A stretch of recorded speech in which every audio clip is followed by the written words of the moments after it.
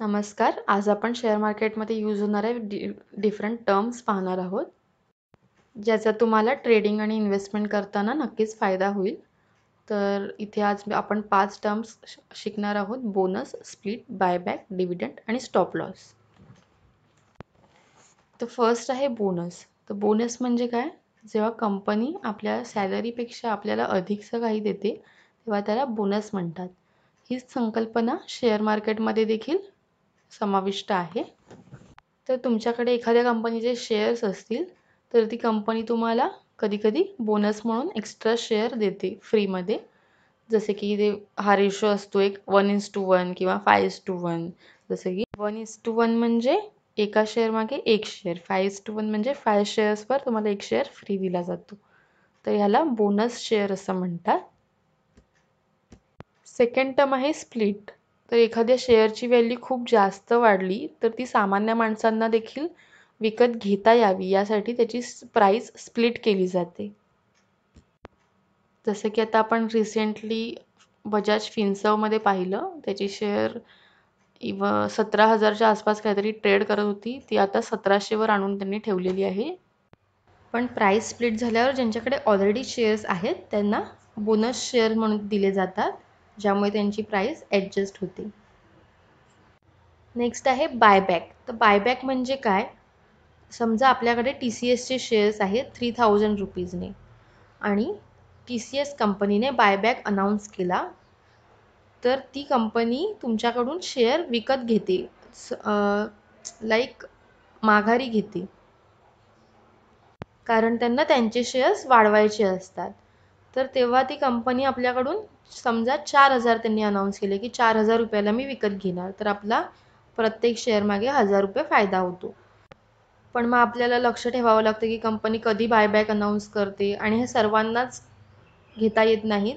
आपल्याला अप्लाय करावं लागतं आणि हे लॉटरी सिस्टमने आपल्याला सिलेक्शन होतं आपलं शेअर्स विकण्यासाठी. कारण कंपनी एक लिमिटेड क्वांटिटीच बाय करणार असते. त्यांची काही लिमिट्स असतात, त्यावरच ते बाय करतात. त्यांना सर्वांचे शेअर घेणे शक्य नसते.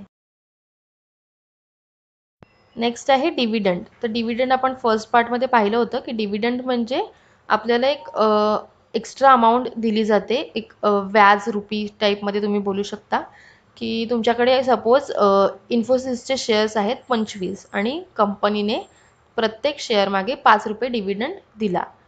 तर 25 पाचा 125 असे तुम्हाला डिव्हिडंड मिळेल. यासाठी तुम्हाला कुठेही अप्लाय वगैरे करावा लागत नाही. हे तुमच्या डायरेक्ट बँक अकाउंटमध्ये जमा केले जातात. तर कंपनी काय करते, एक रेकॉर्ड डेट अनाऊन्स करते आणि त्या रेकॉर्ड डेटला तुमच्या डीमॅट अकाउंटमध्ये ते शेअर्स असले पाहिजे. तरच तुम्हाला डिव्हिडंडचा लाभ घेता. तर जर तुम्ही लाँग टर्मसाठी शेअर्स घेत असाल, होल्ड करून ठेवत असाल, तर तुम्हाला फार काही लक्ष द्यावं लागत नाही हे डिव्हिडंड डेटकडे, रेकॉर्ड डेटकडे. पण जर तुम्ही शॉर्ट टर्मसाठी शेअर्स खरेदी करत असाल, तर रेकॉर्ड डेट पाहून तुम्हाला शेअर्स बाय करावे लागतील डिव्हिडंडचा लाभ घेण्यासाठी. तर आता लास्ट आहे स्टॉप लॉस. स्टॉप लॉस म्हणजे आपला लॉस स्टॉप करणं. तर जर तुम्ही स्विंग ट्रेडिंग करत असाल, इंट्राडे करत असाल, पोझिशनल ट्रेडिंग करत असाल, तर तुम्हाला स्टॉप लॉस लावणं गरजेचं आहे. तर स्टॉप लॉस म्हणजे जेवढं नुकसान तुम्हाला सहन करता येईल तेवढा लॉस लावणे. म्हणजे जर तुम्ही 100 रुपयाचा एक शेअर खरेदी केला आहे आणि असे 10 स्टॉक तुम्ही खरेदी केले आहेत, तर 100 गुणिले 10 म्हणजे 1,000 रुपयाचे शेअर्स तुम्ही खरेदी केले आहेत. आणि आता तुम्हाला प्रत्येक शेअर मागे 10 रुपये लॉस आहे, तर टोटल झाला 100 रुपये लॉस. तर 100 रुपये लॉस तुम्ही सहन करू शकता, म्हणून तुम्ही स्टॉप लॉस ठेवला 100 रुपये. आता या ज्या खाली जर स्टॉक पडत गेला, तर तुम्ही तो विकून मोकळे होणार, कारण तुम्ही ह्यापेक्षा जास्त लॉस सहन करू शकत नाही.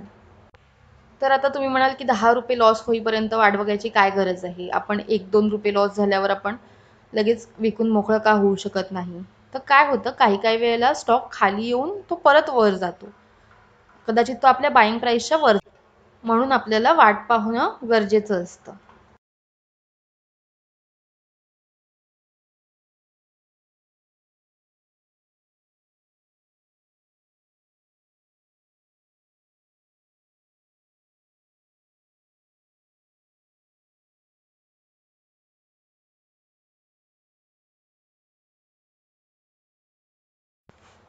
आय होप तुम्हाला ह्या भागातून काही शिकायला मिळालं असेल.